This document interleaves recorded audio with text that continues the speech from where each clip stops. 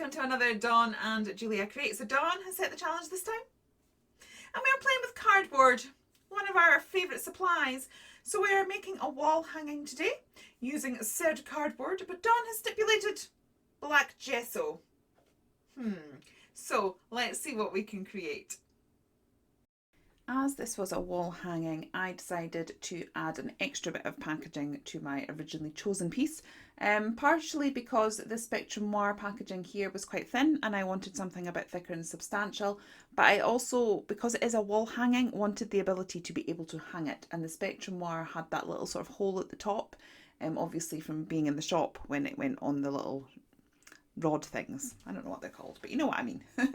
So anyway, I decided to add these. I have torn into it to create a little bit of extra texture, and I'm just putting them in both corners. In the bottom corner, I decided to offset it a little bit for a bit of interest. Now, look at this bit of cardboard. I was so excited when I found this, so I was desperate to use this on a project.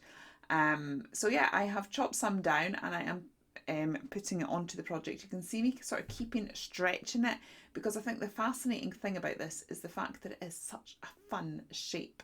So I am putting a bit of gel medium on there, trying to get it stuck down, but also trying to really expose that shape that we've got, because it's just really fun. So we stick that down, and then I'm gradually going to find other bits and pieces. Some of the leftovers were just sat there. Sometimes when I don't know what I'm going to do next, I just sort of, what's on my desk gets used, and also it just helped to make it a little bit more even. We've got that similar texture at the bottom and at the top. And then I've got a random little box of bits. I do have proper embellishments, but these, to be honest, are bits of broken jewellery, keychains, all sorts of bits and bobs in there that I just sort of squirrel away when things are ready to be thrown out. Like, for example, my daughter's literally just gone through jewellery and found a whole load of children's jewellery that she wants to throw out. I have absolutely squirreled that away. That'll go in this little box. But it's just bits and pieces that help to add texture. This actually is, you know, the thing that your oranges come in, or your lemons. I had saved a whole load of those because I wanted to do quite a few bits of under the sea mixed media, and I just sort of saw it as a fishing net. So I suddenly thought this would go really well, because with those cardboard bits, at this point I started thinking I really wanted to do something sort of quite under the sea themed, and I was almost seeing that as like the seaweed at the bottom of the ocean. And so then I thought this texture would work really well with that. In the end, I decided to put it underneath. This is the advantages of gel medium. It does give you wiggle room. Had that been hot glue, we'd have been in a bit more trouble. So gel medium is your best friend when it comes to mixed media. Basically, it sticks anything to anything. So we have got all sorts of stuff going on here. We've got cardboard, we've got broken jewellery, we've got weird netting. I don't even know what that's made out of. Plastic, probably. But it will all stick with gel medium. And the other thing about gel medium is it has a flex to it. So that is one of the main things that really helps it to stick, because what that does is it allows the project to expand and contract. All your paper-based, wooden-based things will do that naturally in their own shelf life anyway. That's why we have to give extra room for your flooring or your doors, because they will expand and contract in the heat. And the same is true with your paper-based products too. And that is why with hot glue, things can tend to ping off, because it doesn't have that same flexibility, whereas gel medium does. Now I've literally just taken a whole load of bits and pieces. One of the biggest secrets as well when it comes to mixed media is not to lay everything out flat, but to sort of layer things on top of each other. You can just see me putting that gem behind the cardboard. It seems like the more you sort of layer things on top and have things peeking out behind other things, that it has a more cohesive look. It's when things are sort of laid out all over the project, they don't tend to make too much sense. I also wanted this to look slightly uneven, so I add a little bit of that extra cardboard at the other side so that the elements of this are coming off the main base.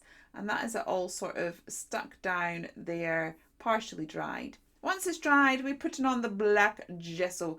That cardboard is lush for texture, but boy was it a pain in the neck to gesso. Now, this is on extreme speed up, so it looks like, you know, you're just slapping it on and it all works really well. This took ages and ages, because I had to get in all the nooks and crannies. I had to get behind all of those openings. There was lots of exposed cardboard at the side.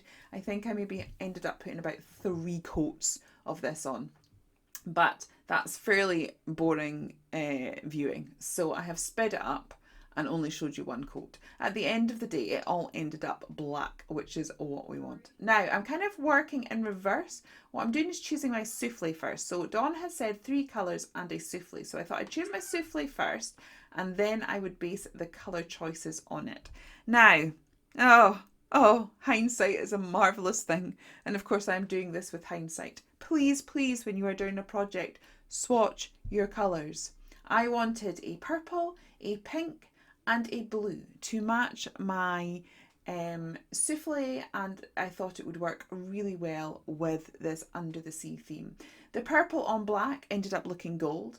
The pink that I thought I had ended up looking an electric blue, and the blue colour that I chose was the only colour that sort of represented itself properly. Now, I persevered with this colours, even though it really wasn't what I wanted at all. I'm also not used to using black, so that's why I should have swatched.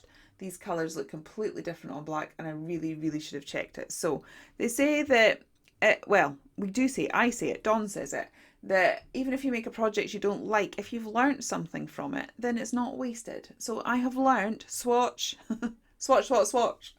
So I put all of this on here, and I still kind of thought it went with my idea of it being an under the sea theme. So the colours still worked. So I persevered and did lots of dry brushing and layer on. I just have to say that my child, along with her friend, is out playing outside in the garden right now whilst I'm doing this voiceover. So if there is the occasional screech or laugh or whatever, I do apologise. I'm also limited for time and I have to get this done today.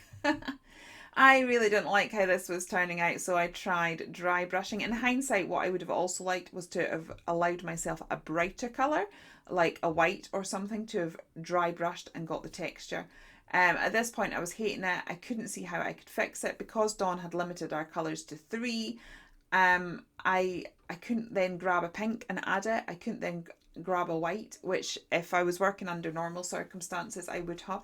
So what I did do is I texted her and said, when you said 3 colours, does that mean 3 colours in the one medium, i.e. I've used acrylic paint, can I now use the same colours in other mediums?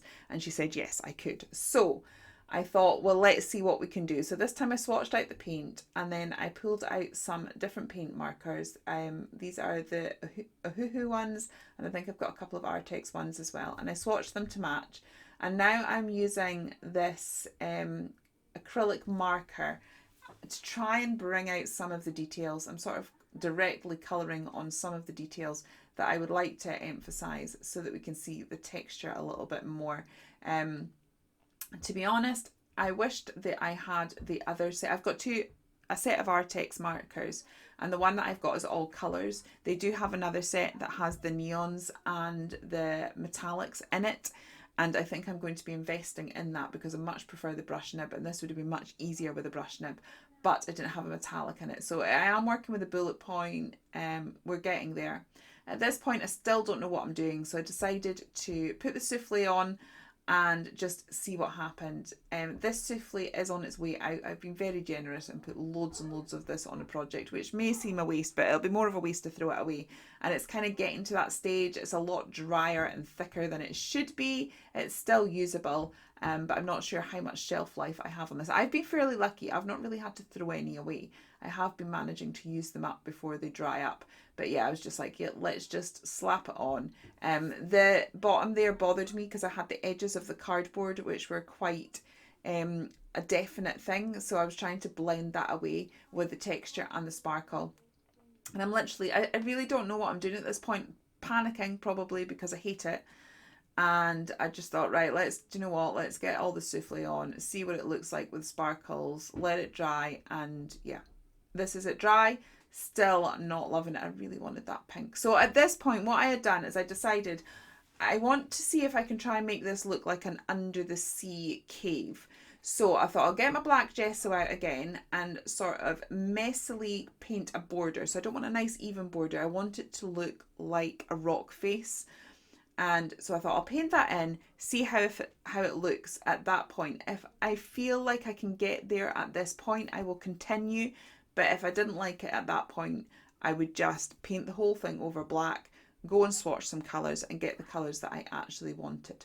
So this is me sort of very loosely trying to just come up with a wiggly line. It's best not thinking about it too much because these rock faces are very organic shapes. So I'm thinking a deep cave. That's kind of the idea that I've got.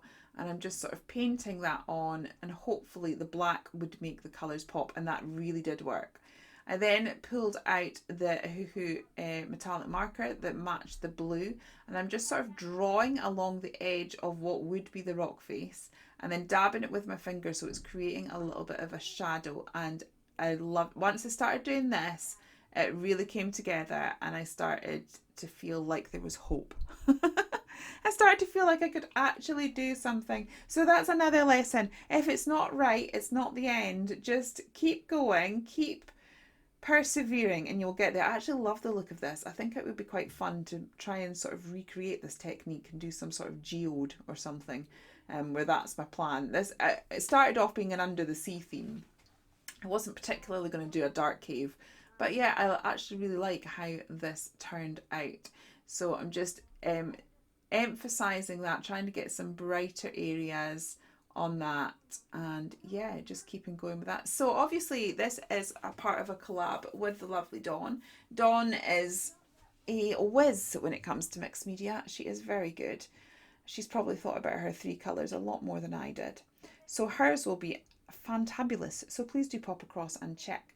Now this is some whipped mousse, Pretty Gets Gritty. I swatched it next to my original. It's meant to be purple. I mean, and then all the other products that I end up swatching next to it, it's got more of a copper tone. But actually that sort of rescued me because it gave me the ability to dry brush and lift a little bit. So I'm just doing a little bit of dry brushing in the centre here, just to sort of lift some of those elements. But as it stands now, I'm feeling a lot more positive. So under the sea, Dawn said we could use whatever embellishments we wanted.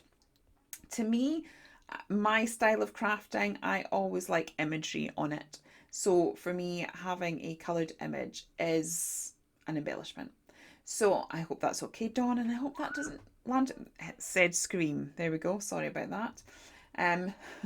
Garden play. I'm just glad they're playing and not on their screens. They've had a lecture about that today. I was like, I'm going to take your screens off you and put it in a phone box. You need to play like children. So now I've got to face the consequences of screaming in the back of this video, so I do apologise. Anywho, we've cut out this lovely mermaid. She is from the Aquatic Adventures collection that I've just brought out. So I have my Hive digital kit.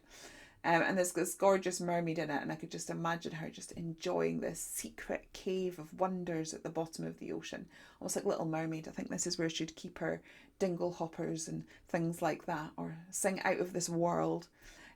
Just to make her fit properly, we have added a little bit of shadowing around about her. Again, that just helps to, makes it make sense.